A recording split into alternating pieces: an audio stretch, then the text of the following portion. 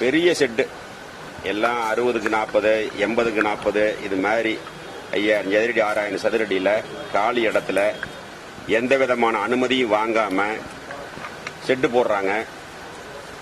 செட்டை போட்டு சுத்தி அடைச்சிடுறாங்க.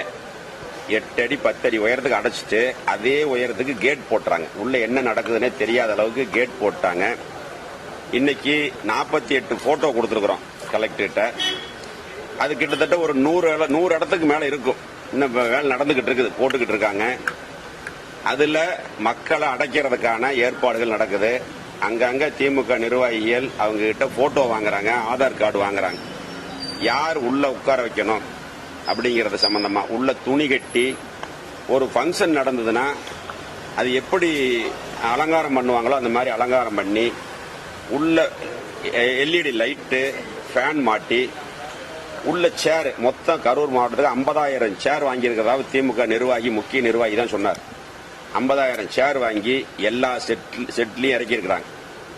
இறக்கி அதை க்ளோஸ் பண்ணிட்டா உள்ள என்ன நடக்குதுன்னு யாருக்குமே தெரியாது. அதுக்கு கரண்ட் பக்கத்து வீட்டுல இருந்து எடுக்கிறாங்க.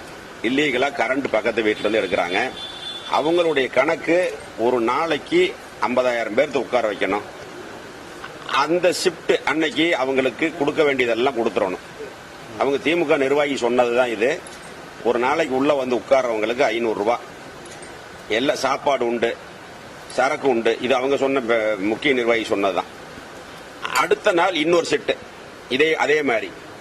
3வது நாள் அந்த நாள் உட்கார்ந்தவங்க 3வது நாள் இந்த மாதிரி எலெக்ஷன் வேட்புமனு தாக்கல் முடிஞ்சதிலிருந்து ஆரம்பிச்சு கடைசி வரைக்கும் 1,00,000 வாக்காளர்களுக்கு கொடுக்க வேண்டியதை கொடுத்து அவங்கள பிரெயின் வாஷ் பண்ணி ஓட்டை வாங்கி ஜெயிக்கணுங்கிற ஒரு கணக்குல திமுக செயல்பட்டுக்கிட்டு இருக்குது.